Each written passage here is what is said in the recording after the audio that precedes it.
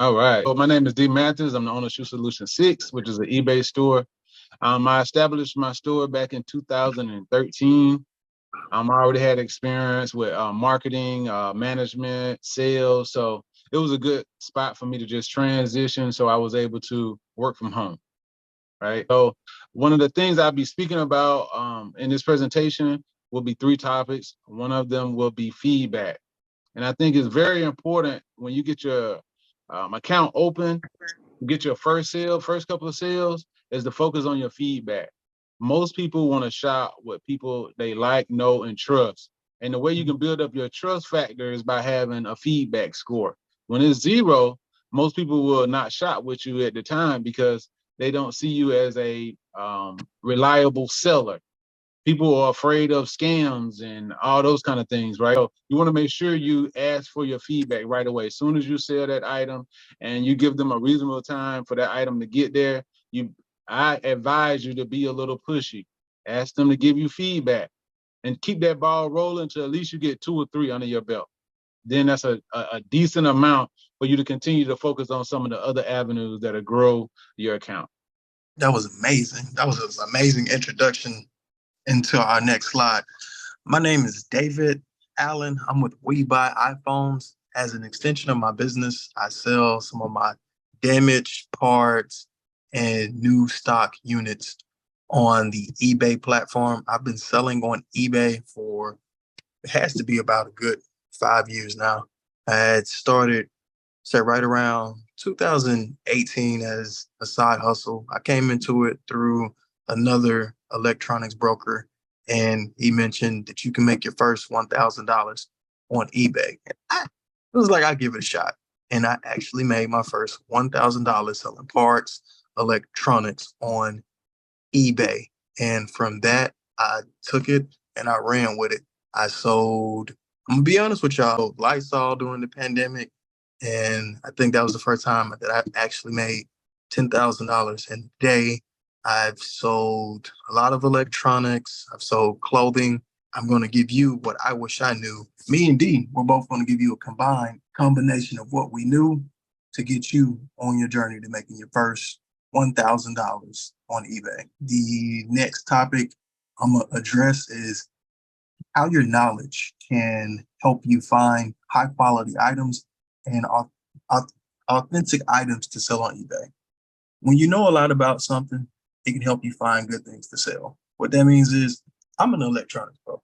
I know the price of select electronics. I know what I should buy it. I know what I should sell it for in comparison to plumbing or electrical. There are individual specific tools within that niche that individuals know about. You know about specific monkey drill that I may not know about, and being able to source those items to resell on eBay, because they're individuals like yourself who are always looking for a good deal. You may know people in your trade who are trying to sell their toolbox. You can buy it for quarters on the dollar and resell it for 75% on eBay, because eBay is giving you the platform. You can use what you know to make sure things you sell are good quality, real, which will make people more likely to buy from you. I am a huge proponent. If you are starting on eBay, what are you good at? Are you a sneakerhead? Are you a makeup enthusiast? Are you a baseball card fan? Whatever your niche is, and using that to source sneakers. You can authenticate real sneakers. If you using it to sell makeup, what's the good makeup? You know what makeup doesn't sell. Same way with baseball cards. You know the good cards from the bad cards. You know what items people are looking for. 9 times out of 10, where the source of eBay for myself in particular is an additional, eBay for myself is an additional channel to drive in revenue. We're going to talk about feedback. D Mathis is the go-to for feedback. Right. So feedback, one of the main things that I do it that gets me good feedback is making sure that the item is described to the T perfectly, right? So for example, if I have a pair of shoes and I use retail arbitrage as a method of sourcing, where you're able to buy a shoe maybe from the mall or another retail store. And what happened is sometimes a person maybe tried on a display shoe. So the laces may have got dirty. It's a brand new shoe, but it's showing some kind of wear and tear on it. I would describe that in the description, and I will make sure I show very detailed pictures of that as well. When a person receives their item, they know exactly what to expect. And if they don't get the item that they expect, they're going to leave you bad feedback. Once you get bad feedback, then you're in a situation where people are going to buy less from you. So it's just a domino effect. Feedback is definitely very important. And make sure you put that at the top of your list when you get started selling on eBay. That was real spot on. That's something I wish I knew going into my eBay journey. Shipping and handling times. I think we both can highlight that. You got the mic. All right. Handling time is one of the things I think I'm keen at, right? I pride myself on handling time. I do one business day, which puts me in a frame of I ship out 5 days a week, right? Monday through Friday. And even sometimes on Saturday, I ship out as well, just because I know the quicker I ship my item, the quicker the person will receive their item, the quicker they're going to give me more feedback, right? So it's just a domino effect, and it never hurt to have the best customer service as possible. So what happens is with your handling time, you can move it out, because I know it's somebody on this call that probably has a 9 to 5. Maybe they have 2 other businesses, they have multiple kids, and you don't have the time frame right now to be able to do one business day.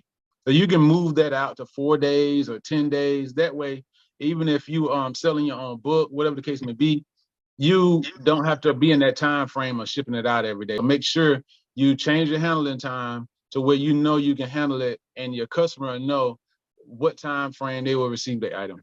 That was amazing on the topic of shipping times. What I'll talk about is shipping. Being that this is an online business, it's eBay, but call a spade a spade. You're operating as an online business. People are coming to your online store on the eBay platform, and then after they come to your store, they purchase an item. Now it's up to you to deliver the specific item in the allotted amount of time. What I use for myself, for anything that can fit in either a medium flat rate box, small flat rate box, or padded envelope, I'm gonna go to for you using USPS. All of my local USPS, they know me on first name basis because I use USPS. I feel like the cost savings for me are substantial. What could be a $40 item to ship, I can put into either a medium flat rate box for $17. I could put into a small flat rate bottom box for $10.40, or I could put into a padded flat rate envelope for $10.40 as well. And the way that USPS does shipping is you can ship as much as you want to. You can ship as much as you want to, up to 50 pounds. So as long as the item fits in the box, you can ship. However, with other carriers like FedEx and UPS, they measure it based on the weight of your box. So you could have, let's say during the pandemic, I was shipping weights. I was shipping like actual dumbbells, and sets of dumbbells would be 2 sets of 25. That'd be 50 pounds. When I tried to price that out on the FedEx, I was getting $45 to $60, depending on did I want same day, next day. I was like, no way. Or I could ship with USPS, put it in the USPS medium flat rate box, and it'd be $17. What you want to factor in is the shipping fees, because for some items you can list with free shipping. However, you have to factor in the cost of the free shipping because somebody has to pay that. And my expertise, again, I recommend USPS. I'm going to pass the mic to D. He's going to talk about pictures. All right. So with pictures, my pet peeve is do not have nothing in the photo that you are not selling. That is like top of the list, right? It's easy to get started. Of course, you can use your phone. It can be old generation. Don't get caught up in buying like some expensive camera or getting the new iPhone just to take a picture. But what's important is not having the excess of garbage in the background. You got your baby mama in the background. You got your food that you ate earlier today on the table. Do not do that. Stop it right now, right? So only focus on the item that you're selling, and you're going to be okay. Of course, you want to have good lighting, or you can have a nice backdrop. All those things are extra. But at the end of the day, you want to make sure you get taking several pictures. eBay just changed, had an update where now you can do 24 photos instead of 12. Now, most people would only do 4 or 6 photos. A lot of my listings, I'm doing the whole 12. Now that I can do 24, I'm doing 16, 20, because I'm just snapping, snapping, snapping. And what happens is the more pictures you take, the potential buyer can see any imperfection you have in that item that you're selling. And you're being more transparent with the buyer so they see exactly what they're purchasing. So take quality photos and take as many photos as possible. I like that. He mentioned the background. I can't say I've seen some pictures where it may be food in the background or it may be something else. What I try to do to eliminate that is I notice I increase my picture performance by getting a light box. You can get a light box for $19 as you go onto your eBay journey to improve it. What I started with was I used, again, a medium flat rate box as the base, and I will put, let's say, a phone. So it could be like an iPhone 13. I would take a picture of the front, take a picture of all individual sides. That'd be 4 pictures. Then I would take a picture of the back. I would take a picture with the device powered on, and then I would take a picture of the specific settings. Or if I was using, it could be a gaming system, I would take a picture of all sides. I would take a picture with the TV connected to the gaming system, showcasing that this item works. For me, I feel like a picture is worth 1,000 words. Let me use all thousand of the words to show the buyer, hey, you're getting a working product. And then what I do also is before I ship off my items, I take a picture of it, because sometimes you may have some scandalous buyers who will claim they didn't receive the item that was within the pictures. Higher limits. When you're buying and selling on the eBay platform, eBay starts sellers off with 25 listings or $1,000 just to prevent any type of scams, because you are dealing with the internet and digital scams is at an all-time high. To limit that, eBay starts to sell us off with a limit. We're going to maximize your eBay seller potential by increasing your seller threshold. When you sell on eBay, they have limits on how many things that you can sell. Over time, as you increase your eBay feedback, you increase the amount of sales, eBay gauges your performance, and it shows the eBay platform that this is an authentic seller and they want to do business on the eBay platform. If you do a good job selling things and making your customers happy, eBay will let you sell more. So you may go from 25 items and $1,000 to $50 and $2,000 or $5,000. And then over time, they'll increase you upwards to $1 million. Where I'm currently at is 2,500 listings or $50,000 within a month's time frame. So it's really important to do a good job and be nice to your customers so you can sell more things and realistically make more money. Do you have anything to add, D? Okay, when it comes to the limits, or we're talking about something different? Limits. Oh, you reminded me to possibly check my limits, because I know my limits is crazy through the roof. It's like $1 million, $2 million or something crazy. Awesome, bro. I don't even pay it any bro. attention anymore. That's yeah, awesome. it's crazy. So those numbers, like I said, is not as important for me at the level that I'm at, because I'm just focusing on listing at least 10 to 20 items a day.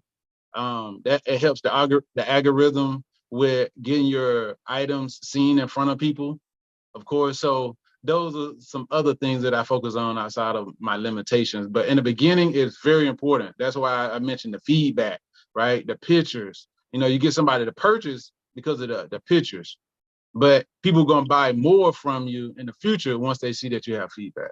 Do I have any other slides? I think that's it. We introduced ourselves, we talked about knowledge, feedback, shipping, handling time, pictures, higher limits. I'm gonna say that's it for right now.